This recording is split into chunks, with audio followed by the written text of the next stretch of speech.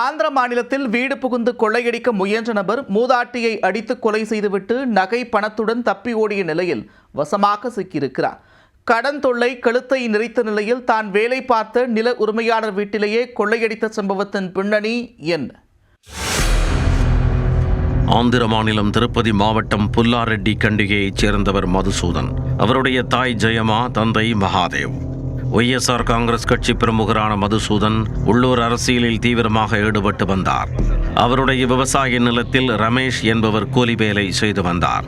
இந்நிலையில் கடந்த நவம்பர் 26ஆம் தேதி மதுசூதன், தாய் தந்தையான மகாதேவ் மற்றும் ஜெயம்மா ஆகியோர் வீட்டில் இரத்த வெள்ளத்தில் படுகாயங்களுடன் விழுந்து கிடந்தனர். இதை பார்த்த அக்கம்பக்கத்தினர் அதிர்ந்து போய் உடனே காளஹஸ்தி போலீசாருக்கு தகவல் அளித்துள்ளனர். விரைந்து வந்த போலீசார் உயிருக்கு போராடி கொண்டிருந்த மகாதேவை மீட்டு திருப்பதியில் உள்ள அரசு மருத்துவமனையில் சிகிச்சைக்காக அனுமதித்தனர். அங்கு அவருக்கு தீவிர சிகிச்சை அளிக்கப்பட்ட நிலையில் அவர் தற்பொழுது நலமுடன் இருக்கிறார். ஆனால் படுகாயமடைந்திருந்த ஜெயம்மா சிகிச்சை பலனின்றி மரணமடைந்து விட்டார். முதற்கட்ட ஆய்வில் ஜெயம்மா அணிந்திருந்த தங்க நகைகள் கொள்ளையடிக்கப்பட்டிருப்பது தெரிய வந்தது.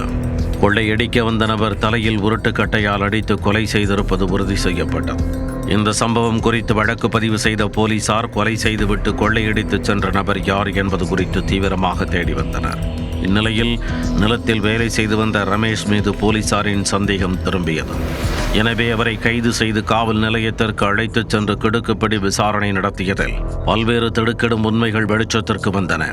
கூலி வேலை செய்து வந்த ரமேஷுக்கு போதிய வருமானம் இல்லாத நிலையில் பல்வேறு இடங்களில் கடன் வாங்கி கடனாளியாகி இருக்கிறார். இதனால் அவருக்கு தொடர்ந்து கடன் நெருக்கடி அதிகரிக்க ஆரம்பித்துள்ளது. ஒரு கட்டத்தில் கடன் தொல்லை கழுத்தை நெரிக்க வேறு வழி இல்லாமல் கொள்ளையடிப்பது என்ற முடிவுக்கு வந்திருக்கிறார். கொள்ளை திட்டத்தை தீட்ட ஆரம்பித்த ரமேஷுக்கு கண்முன் ஜெயம்மா அணிந்திருந்த தங்க நகைகள் வந்து சென்றன. மேலும் தனக்கு வேலை கொடுத்த மகாதேவ் வீட்டில் ஏகப்பட்ட பணம் மற்றும் நகைகள் இருப்பதையும் அவர் அறிந்து வைத்திருந்தார். அவற்றை திருடிவிட வேண்டியதுதான் என்ற முடிவுக்கு வந்த ரமேஷ் கடந்த நவம்பர் 26ஆம் தேதி முகமூடியை அணிந்து கொண்டு கையில் மிளகாய் பொடி, கட்டர், உருட்டுக்கட்டை, இரும்பு ராடு ஆகியவற்றை எடுத்துக்கொண்டு மகாதேவ் வீட்டிற்கு சென்றுள்ளார். வீட்டில் மகாதேவ், அவருடைய மனைவி ஜெயம்மா ஆகியோர் இருந்தனர்.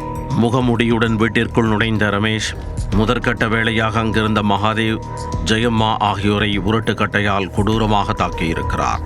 இதனால் அந்த இடத்திலேயே இருவரும் இரத்த வெள்ளத்தில் சரிந்து விழுந்துள்ளனர். இதையடுத்து மகாதேவ் அணிந்திருந்த தங்கச் சங்கிலி, மோதிரம், ஜெயம்மா அணிந்திருந்த தாலிச் சங்கிலி, தோடு உள்ளிட்ட நகைகளை எடுத்துக்கொண்டு ரமேஷ் அங்கிருந்து தப்பிச் சென்றுள்ளார் என்பது விசாரணையில் தெரிய வந்தது. கொள்ளையடிக்கப்பட்ட ஆபரணங்களை ரமேஷிடமிருந்து போலீசார் மீட்டுள்ளனர். இதையடுத்து ரமேஷை நீதிமன்றத்தில் ஆஜர்படுத்திய போலீசார் பின் சிறையில் அடைத்தனர்.